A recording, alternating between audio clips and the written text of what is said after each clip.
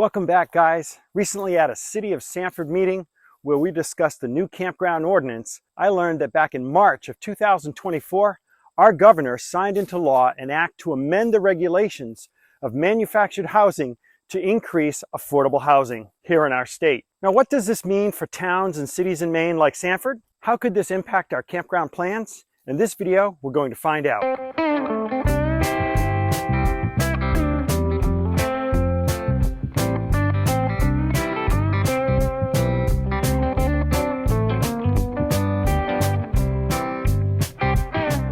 If you're new to this channel, my name is Michael Patterson. My wife and I own over 100 acres in Sanford, Maine that we want to develop into an eco-friendly campground, and our neighbors are trying to stop us from developing the land as a campground, and they want to influence how we can develop the land going forward. So far, the neighbors successfully persuaded the city to pass a retroactive moratorium to stop our development plans. If you've watched my other videos, you know that the neighbors say publicly that they are trying to influence the new campground ordinance, but their real intention is to stop the campground. That's a recording from the president of the Sand Pond Association, which is primarily led by a group of waterfront property owners on Sand Pond who over the last several decades have done enormous damage to the pond with leaky septic systems and destructive clearing at the water's edge. Okay, let's get into it. This new act, which amends the state's regulations of manufactured housing to increase affordable housing, forces towns and cities in Maine to allow manufactured housing wherever family dwellings are allowed. I'll put a link in the description down below if you want to learn more. In the past, many towns and cities like Sanford have restricted construction of mobile home parks to certain zones or locations within the city limits. Although my wife and I really want to build a campground, since the neighbors are opposing our campground dreams, we are exploring two things.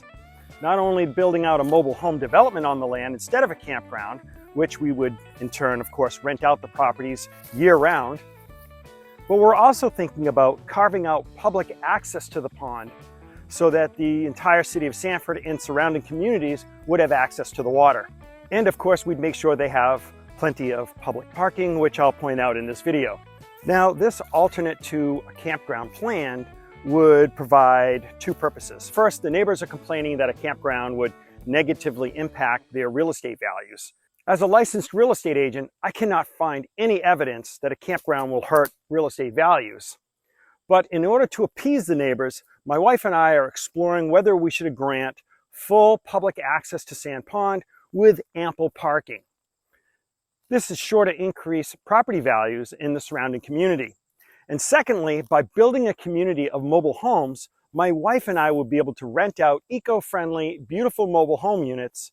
And this would fulfill our dreams of sharing Sand Pond with vacationers who want to visit Sanford and the seacoast. I was born and raised in Sanford, Maine, and my wife and I built a house on Sand Pond over 20 years ago to raise our children. Unlike our neighbors who have destroyed their shorefront, we have kept our 200 feet of shorefront undisturbed in order to preserve the natural beauty and ecosystem for the birds, insects, and small rodents that live between us and the pond. Additionally, the nearly 600 feet of frontage on the pond that we gained as part of the 113 acres we purchased would also stay naturally forested for 100 feet back from the water for the wildlife to enjoy.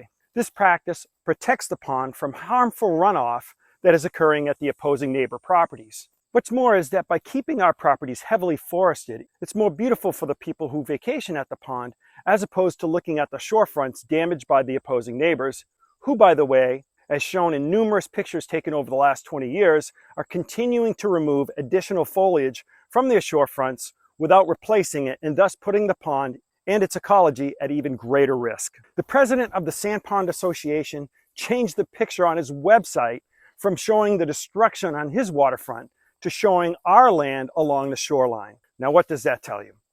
Most of the campground opposing neighbors do not live on the pond, and many of them are from out of state.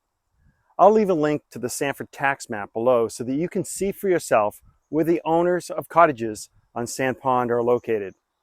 Cambridge, Mass, Bronx, New York, Venice, Florida, Miami, Florida, Saugus, Mass, Brunswick, Maine, Wells, Maine, Rancho Palos Verdes, California, York, Maine, Kennebunk, Maine, Calabasas, North Carolina.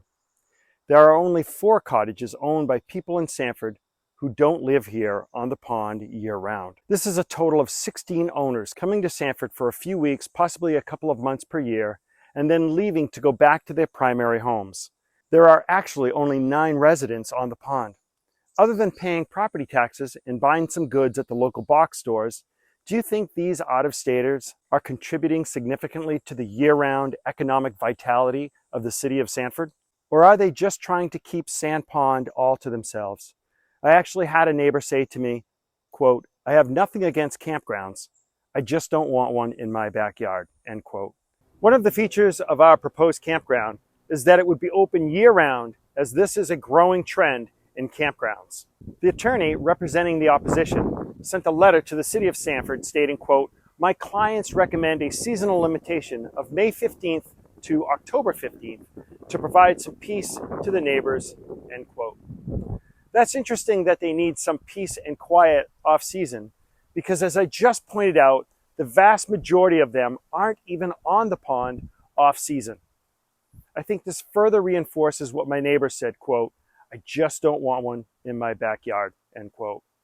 A seasonal limitation is just one more way they are trying to stop our campground dream and keep the pond all to themselves to enjoy instead of sharing it with the general public. Feel free to make a comment down below. You should also know that the 113 acres we purchased from the Siddall family is zoned rural residential, and we verified with the city before purchasing the land that a campground was an allowed use. The neighbors feel that since they came to Sand Pond before we purchased the land, they have rights to how we can develop our land, because many of them feel that a campground will bring low-income visitors to the area and negatively impact their quality of life on the pond by introducing more crime and additional trash. If you look at the prices of these used RVs, you will notice that the cost of them is several times more than the price of a seasonal cottage on Sand Pond. The truth is that campers come from all walks of life and income level does not dictate good morals. People at all income levels shop at Walmart and Lowe's, and they also live and visit Sanford, Maine. In the opposing neighbor's opinion, campers are low-income families that introduce crime, trash, and noise pollution. But they provide no facts about this. Here's a report from OHI that shows the percent of families that go camping at each income level. You can decide for yourself. Are they low income? Some of the neighbors also feel that a campground will introduce more noise pollution and light pollution beyond what the neighbors are already creating. How is it that when a neighbor puts up Christmas lights, it is considered pretty, but when someone at a campsite does it, it becomes pollution? They have said that a campground will destroy, quote, "the rural nature of the zone," end quote, which to date, they haven't been able to define what the rural nature of the zone even means. And lastly, the neighbors, in their opinions, feel that additional swimmers and paddleboarders on the pond will pollute the water. So I called the Department of Environmental Protection about this, and they said that additional swimmers and paddleboarders will not adversely impact the ecology of the pond. And they went on to say that the neighbors' behaviors of using poor septic systems and their clear cutting at the water's edge is what can lead to the destruction of the pond's ecology and the wildlife around the pond.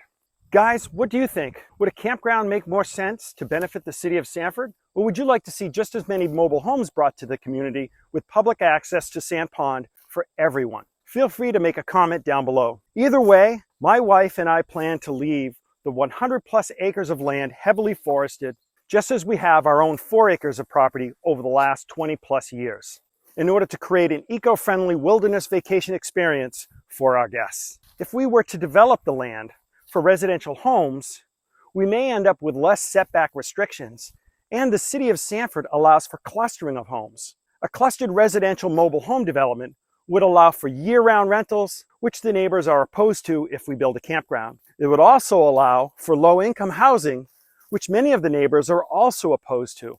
It seems that a few of the neighbors seem to feel that their seasonal cottages are far nicer to look at than a modern high-end mobile vacation rental or prefabricated house.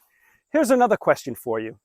Do you think our neighbors have inherent rights to our property because they purchased their cottages before we purchased the 113 acres on the pond? These are neighbors who to this day continue to bully us by throwing trash on our property, damaging our fence, and they also encroach on our property with personal items. My family and I appreciate the enormous amount of support we have received from many of you over the last several months. We continue to persevere with our development efforts despite the dirty looks from our opposing neighbors. We still really want to build an eco-friendly campground, but I'm asking you if a mobile home development with public access to the pond for the greater Sanford community, which includes the surrounding towns, makes more sense. Okay, if you want to learn everything we are going through in order to develop our land in an eco-friendly way, please like this video, consider making a constructive comment down below, and of course, subscribe in order to stay up to date on our progress with the neighbors and the City of Sanford. And if you want to learn more, watch this next video.